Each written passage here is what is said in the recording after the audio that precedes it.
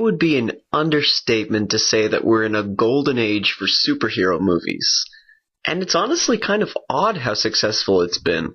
Growing up in the 90s and 2000s has been a time for me to become awash in the superhero genre without even reading a comic book. I got to see the original takes on Batman and Superman, only to be able to see the reboots coming out in my lifetime. It's a blend of old and new, and in many ways the superhero movies have improved a lot as time goes on. Obviously, that's not always the case, but when it comes to technology, creative freedom, and a more open acceptance of superheroes, we've been able to explore with the characters that have become embedded in pop culture. And so, to kickstart a new trend for my channel, I'm going to give my top 5 superhero movies that have been made so far. I'm going to try and focus on what made the superhero movies good, as well as which ones I liked most. Hopefully I don't alienate too many superhero fans, but an opinion's an opinion. Therefore, here are my top 5 superhero films made so far. Number 5. Spider-Man 2. It took me a while to decide which film would take the number 5 spot, but ultimately I went with this film. It still holds up as a decent superhero movie with lots of great action. We see Spider-Man struggle to live his 2 lives even as he takes on one of his most famous adversaries. Doc Ock is a man whose ego and ambitions lead to the death of his wife, and in a state of grief and rage he devotes himself to completing their research at any cost. The movie has a lot of great moments where it addresses the issues of being a hero and also the sort of price that an individual must pay for being a hero. Of course, there are a lot of silly moments, such as a moment on a train that most of you will probably know without me giving it away. But that aside, the movie remains to be a celebrated classic in the superhero genre. Number 4. Thor. No rhyming intended, but Thor is a film that I would pick as my favorite origin film that Marvel has recently made. Kenneth Branagh's direction fuses the superhero action genre with the morals addressed in Spider-Man 2, except that they're far more Shakespearean in their delivery. Thor is the brash and arrogant warrior who disappoints his father one too many times.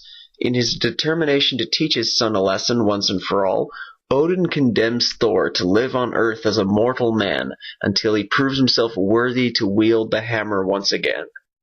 While the movie feels limited at times, we nevertheless get wonderful views of Asgard and Jotunheim. We follow Thor's growth as he falls in love with a woman who's obsessed with life beyond the stars. What really makes this work are the 3 leads. Chris Hemsworth, Anthony Hopkins, and Tom Hiddleston all do fantastic jobs with their respective characters. Hiddleston as Loki sets the groundwork for his development as a villain with a much more complex and tragic backstory than Doc Ock. Anthony Hopkins as Odin provides a very stern but compassionate father, and Chris Hemsworth completely steals the show as Thor. Of course, the action can be a bit hard to follow, and there's a comedic relief which often just distracts from the plot, but overall the movie is a solid blend of artistic talent and the superhero blockbuster. Number 3. The Avengers. Considering that Marvel spent 5 other movies building up to this one, there was an agonizing degree of expectations it needed to live up to.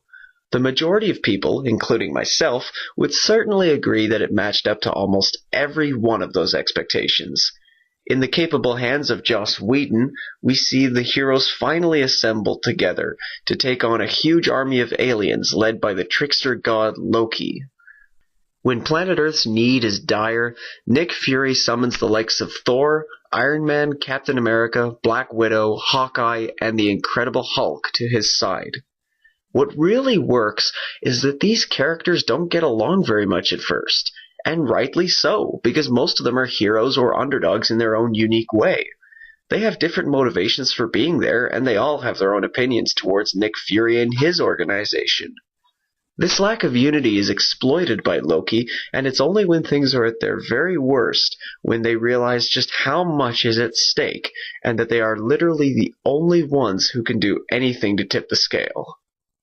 This isn't the most intellectual superhero movie I've seen, but it ultimately revels in the escapist simplicity that superhero films have always thrived on. Another downside is that it's hard to side with characters if you haven't seen the origin films. But speaking as someone who only saw half of them anyway, I was still able to follow the story well enough. The Avengers was one of the biggest box office successes of 2012, and well-deserved because it is the epitome of what we love about superhero films. Now, I should point out that while escapism and simplicity can be fun, what I think can really make a superhero movie work is if it can question our ideas of a superhero, if it can challenge the stereotypes of the genre by becoming something more complex. I hope this explains my next two choices more clearly, so without further ado, number 2. The Dark Knight. When it comes to the Batman character, there have been so many different interpretations with their own strengths and weaknesses. Ultimately, I have to pick The Dark Knight as the one which sticks out most often in my mind as a great superhero movie, but also as just a great movie, period. The Dark Knight examines Bruce Wayne's war against the criminal underworld, even as his worst enemy emerges to spread chaos through terror and suspicion. Heath Ledger plays possibly the most realistic and ruthless Joker that has yet come about, while Christian Bale's Batman is given real moments where he questions his actions and decisions. Gary Oldman, Michael Caine, and Morgan Freeman all serve as his allies, along with Aaron Eckhart's take on the idealistic crusader by the name of Harvey Dent. Wayne and Dent both vie for the affections of Rachel Dawes, who's played by an underrated Maggie Gyllenhaal.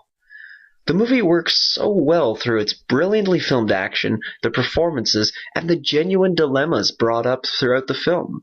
It's definitely one of Christopher Nolan's best films, and one of the best superhero movies of all time. But on to number 1. I should say that it was almost a tie between this one and The Dark Knight. Certainly both films have similar flaws and strengths, and it was a very close race. So close, in fact, that what ultimately tipped the scale for me was the difference in messages and the complexity with which one movie tackled the very idea of superheroes. Therefore, my number 1 superhero movie is the director's cut of Watchmen. Based on Alan Moore's brilliant graphic novel, Watchmen makes the daring argument that superheroes are, in fact, terrible for society. They're glorified vigilantes at best, and at worst they have the power to destroy the world without a second thought. We see an alternate universe where superheroes' influence changed history, so that the 1980s are facing a horrifying escalation of the Cold War in the midst of a universal dystopia.